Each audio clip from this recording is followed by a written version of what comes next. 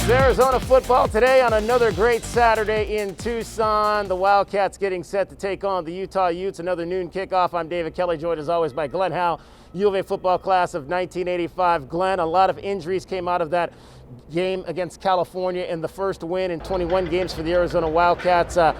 This is not the kind of game you want to go into with offensive line issues and outstanding Utah defense. Well, I tell you what, Dave, that defense that they have is that they're number 2 in the conference in sacks and number 2 in tackles for loss. So we're going to have a challenge on our hands.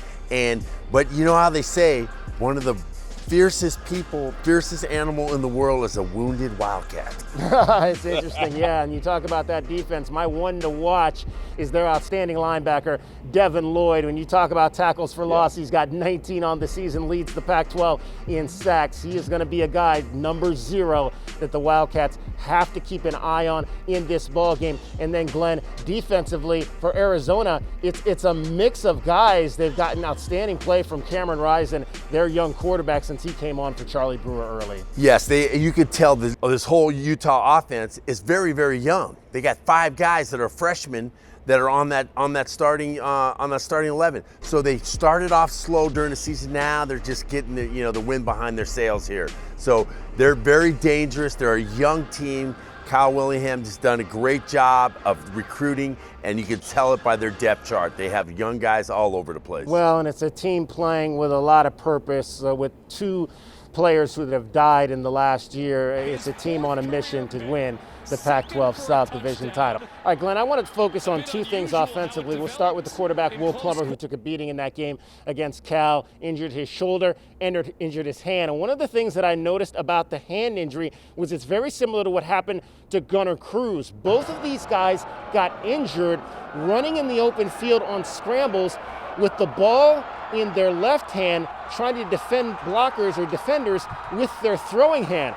I'm not sure that's the smartest thing to do. I would think that when you're teaching quarterback play and running in the open field, the first thing you teach is slide. The second thing I hope they're teaching is protect your throwing hand at all costs. Yeah, and I would think that they were gone through a couple drills. When you're running with the ball and you're up in the middle of the field, you do not stiff arm with your right hand, with your throwing hand, because that's going to you get injured, and that's what's been happening with our guys. So is the philosophy then that the ball should be always carried with the throwing hand versus the opposite hand? No, not necessarily, because if you're on the sideline, you got to make sure that ball's on the outside towards the sideline. So if you fumble, it goes outside, goes onto the sideline, nobody gets hurt here. But you just got to be careful. And it's very rare. We shouldn't have a lot of quarterbacks running, but that's what happens. But you got to be prepared for that. Yeah, another reason why I've always said I do not like my quarterbacks running if they don't have to, although Will has obviously shown a propensity to be able to move the football and make plays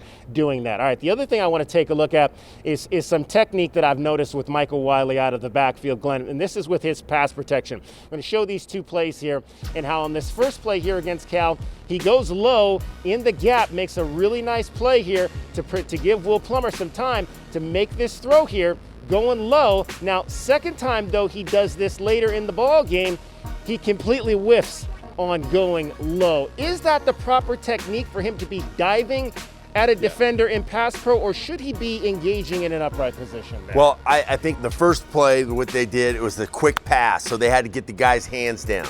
So the second play, I think he just started too low. Usually you're starting at the waist, at the thigh area, and then it'll take you down. So if you go too low, if you duck your head, you're still going to get a part of their leg. So that second one looks like he started too low, maybe at the knee area, and it went down to the legs, and the guy can jump over you. All right, I know defensively we've got to take these games one at a time. There are 3 games left on this schedule, Glenn. I don't think either of these 3 games lines up well for the Arizona Wildcats, simply because you've got quarterbacks in Cameron Rising today, and then Jason Delora next week at Washington State, and then Jaden Daniels coming in at ASU. You've got quarterbacks that can make plays, and these are the type of quarterbacks that the Wildcats defense have struggled against this season. Yeah, and him making plays and everything, but what really scared me is when I watched Stanford play last week against these guys, I was going to call 911 because they were mauling their defensive line. They were just absolutely moving them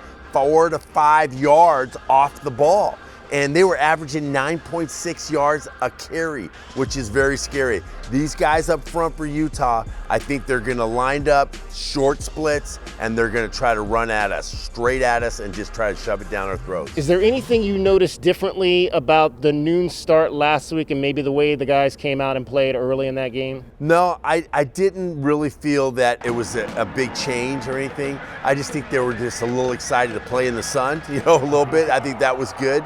And it wasn't that hot. And then, it was a little bit warm last week because, I think that affected Cal a little bit. But this time, I don't think it's going to be as warm. Well, it'll be interesting to see, and Jed Fish kind of alluded to that. That was one of the reasons they were going fast on offense, was to try to, limit the changes on defense that the Cal could make in the ball game, which you'll want to do again this week, and also to try to wear down that defense. The Wildcats, #1 in the Pac-12 in number of plays run this season. All right, it's the Wildcats and the Utah Utes, and we'll be back to break it down for you on Sunday night.